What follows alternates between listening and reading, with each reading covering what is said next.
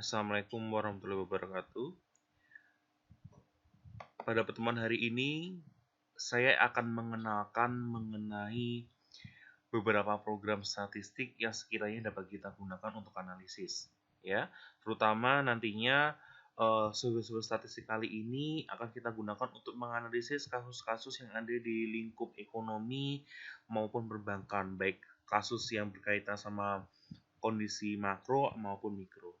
Ya, ada banyak sekali program-program statistik atau sumber-sumber statistik yang bisa kita gunakan untuk melakukan analisis. Ya, eh, di antaranya adalah di sini bisa teman-teman lihat ada Minitab, ada juga GWR4, ada juga eh, Lingo, ada juga adalah SPSS ya. Teman-teman bisa lihat sendiri di bagian gambar di sini teman-teman bisa lihat sumber-sumber statistik apa saja yang bisa teman-teman gunakan untuk analisis ya. Namun yang lebih kita fokuskan adalah kita nanti selama satu semester ke depan akan belajar bareng mengenai software yang sangat umum sekali digunakan yaitu SPSS maupun Minitab ya. Ini adalah yang sementara untuk Minitab yang saya gunakan itu adalah Minitab 16. Sebenarnya Minitab itu sudah berkembang versinya. Ada Minitab setahu saya ada Minitab 18 itu juga sudah ada. Jadi teman-teman mau menggunakan versi berapapun itu tidak saya batasi. Silahkan mau pakai menggunakan versi berapapun monggo. Karena Minitab 16 ini sering sekali digunakan juga, makanya saya bebaskan teman-teman untuk menggunakan versi berapapun. Pun sama dengan SPSS. SPSS pun sekarang sudah versinya juga sudah tinggi. Tapi namun yang di sini yang saya gunakan adalah SPSS 16 yang kebetulan saya menggunakan SPSS 16. Tapi kalau teman-teman menggunakan IBM SPSS pun juga nggak masalah. Terus kemudian untuk sumber lain, sebenarnya ini hanya sebagian kecil aja sumber statistik. Di sini ada GBR4, ada Lingo. Ya, jadi nanti kalau saat berbicara mengenai sumber statistik itu banyak sekali, ada namanya R, ada SAS, terus kemudian ada MATLAB dan sebagainya ya. Nah, untuk penggunaannya metode yang saya rasa sering kita gunakan, kita cukup menggunakan Minitab 16 sama SPSS 16 itu sudah cukup membantu kita untuk melakukan analisis. Nah, untuk GWR4 itu sebenarnya suatu software yang sebenarnya itu digunakan untuk melakukan analisis regresi spasial. Ya, kalau kita berbicara mengenai regresi, kalau kita berbicara materi semester lalu, itu materi regresi itu adalah kita membentuk model itu dari data itu kita membentuk model sebanyak satu. Tapi kalau menggunakan regresi spasial itu tidak.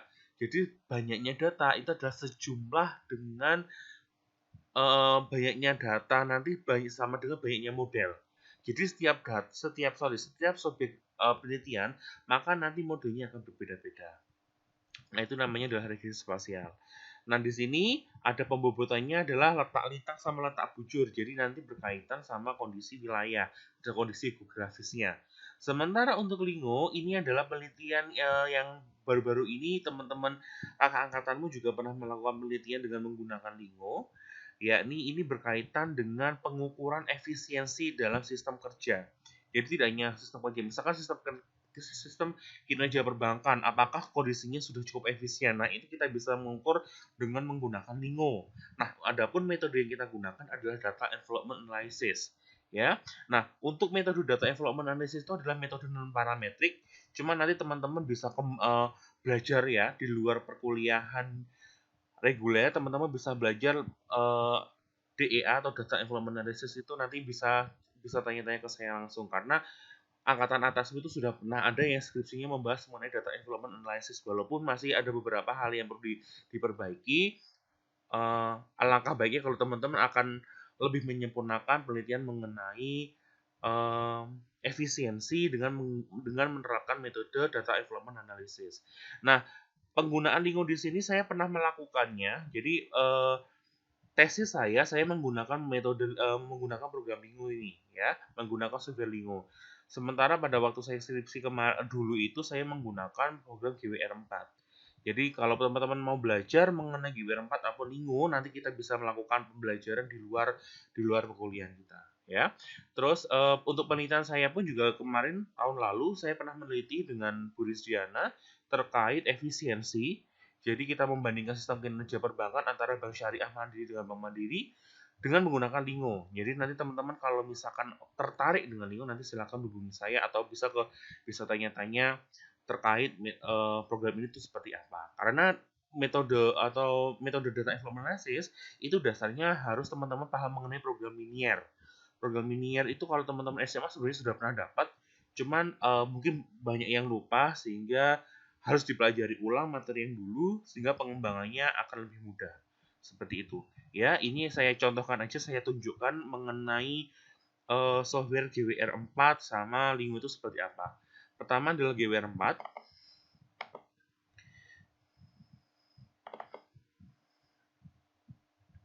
Sebentar.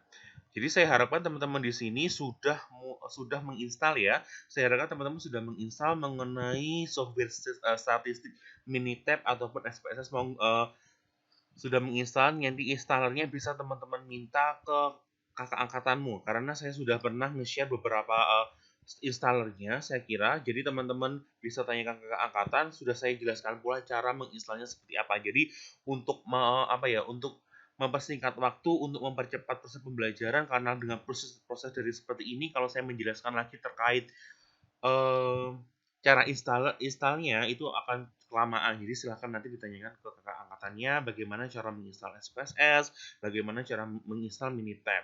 Cuma di sini saya menginstal Minitabnya dengan menggunakan crack karena memang untuk lisensinya memang masih belum ada. Kebetulan pada saat itu saya masih belum punya lisensinya sehingga saya menggunakan crack-crackan seperti itu. Nah, ini adalah mengenai tampilan dari program GWR4. Di sini kalau teman-teman perhatikan ada step 1 data, step 2 model, step 3 kernel, step 4 output, step 5 adalah execute. Apa sih bedanya? Nah, step 1 ini data. Data ini digunakan untuk menginputkan datanya. Ini hanya wawasan saja ya. Jadi nanti kita tidak menggunakan ini secara mendalam, cuma saya mau ngasih informasi saja, mau ngasih gambaran bagaimana program GWR4 ini bekerja. Step 1 ini berkaitan sama data. Jadi data di sini berisi atau nantinya kita menginputkan data menggunakan pada bagian step 1. Ya, nanti kita klik browse di sini. Sebelumnya data kita harus kita inputkan bisa menggunakan Excel, bisa menggunakan Note ya. Nanti kita bisa gunakan seperti itu. Terus kemudian nanti klik setelah di browse kita pilih filenya, terus klik open, terus kita klik all karena all ini digunakan untuk menampilkan datanya. Kalau first lines ini hanya menunjukkan untuk beberapa saja. Sementara all ini adalah kita menggunakan semua datanya. Sehingga nanti kalau teman-teman mau menganalisis dengan menggunakan GWR4, saya sarankan untuk klik all ya untuk memastikan bahwa semua data sudah masuk untuk digunakan untuk analisis. Berikutnya adalah model. Model ini digunakan untuk menginputkan ya. Nanti variabel-variabel yang digunakan untuk analisis akan muncul di kotak ini. Ya, di kotak variabel field list nanti akan berisi tentang variabel-variabel apa saja yang digunakan. Kemudian kita masukkan ke dependent variabel. Nah, ini variabel dependentnya apa? Responnya apa? Masih ingat kan ya variabel dependent itu apa? Ya, jadi variabel dependent itu adalah variabel yang dipengaruhi oleh variabel independen ya. Jadi misalkan saya ingin mencontohkan yang contoh sederhananya, apakah rata-rata lama belajar itu berpengaruh terhadap nilai? Nah, nilai ini kan suatu variabel yang diduga atau dipengaruhi oleh rata-rata lama belajar. Sehingga nilai ini disebut dengan variabel dependent. Sementara rata-rata lama belajar itu disebut dengan variabel independen atau di sini tulisannya adalah independent variables. Ya, jadi teman-teman harus tahu dulu terlebih dahulu atau mengingat lagi teorinya yang dulu apa bedanya antara variable dependent sama variable independent. Ya, terus kemudian di sini ada area key, ada x koordinat, ada longitude, ada latitude ya. Ini berkaitan dengan kalau area key itu digunakan untuk memasukkan ID atau urutan datanya. Jadi ketika kita menginputkan data kita juga harus memberikan penomoran. Kemudian x koordinat ini adalah sama longitude sama latitude berkaitan sama letak lintang sama letak bujur. Kemudian ada namanya model setting, ada Gaussian, ada Poisson sama logistik ya. Kalau Gaussian itu adalah berarti nanti data yang kita gunakan itu untuk metode regresi dasarnya, sementara kalau Poisson itu adalah regresi Poisson yang kita cari kondisi spasialnya. Terus kemudian logistik ini berkaitan dengan data Y yang berupa kategori. Nah, nanti lebih mendalamnya seperti apa, teman-teman kalau berminat nanti kita bisa diskusikan di luar perkuliahan karena ini cukup panjang sekali prosesnya. Terus kernel ini adalah fungsi pembobot ya. Ada fixed Gaussian, ada fixed B-square, ada adaptive B-square, sama ada 3 fixed Gaussian.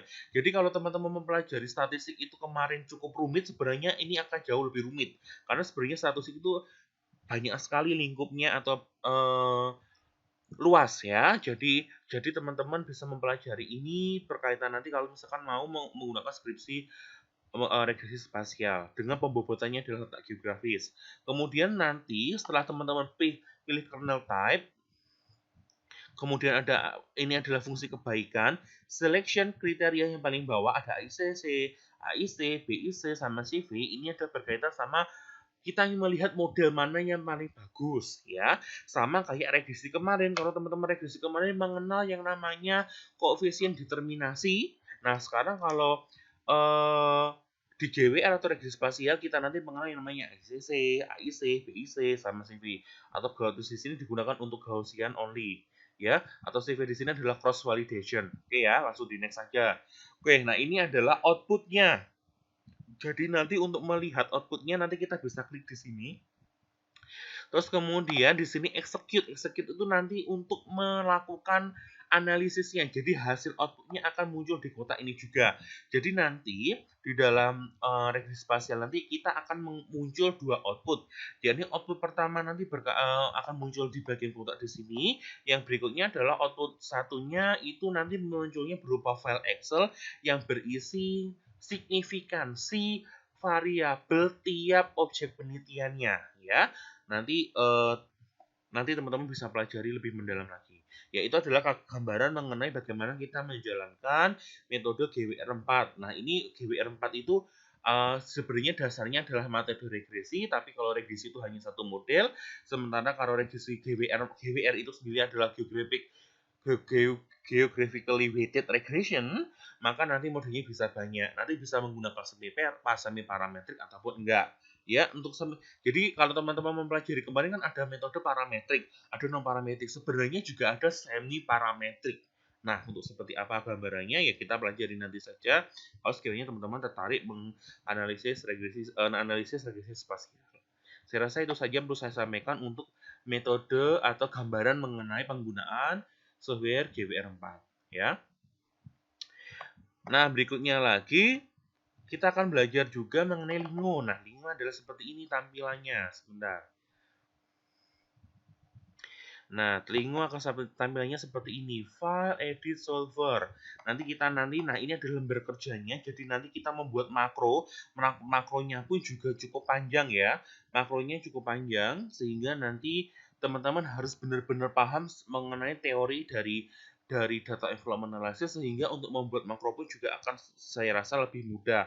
Karena kalau tidak paham mengenai dasar teori dari data development analysis pun sulit. Jadi saya rasa kalau mempelajari statistik itu kita tidak boleh hanya menghafal rumus saja, tapi kita harus benar-benar paham mengenai dasar teorinya. Kayak yang tadi regresi spasial atau GWR ya kan, Geographic Weighted Regression itu dasarnya dari regresi. Kalau Lingo di sini nanti dasarnya adalah program linier, tapi di sini untuk kondisi yang non linier ya. Jadi saya rasa kalau teman-teman mempelajari statistik ya itu tidak boleh terpisah. Jadi antara metode satu dengan yang lain itu sebenarnya masih terhubung. Jadi bagaimana teman-teman harus bisa memahami teori itu benar-benar dengan baik sehingga untuk penggunaan di metode lainnya juga akan lebih mudah, ya.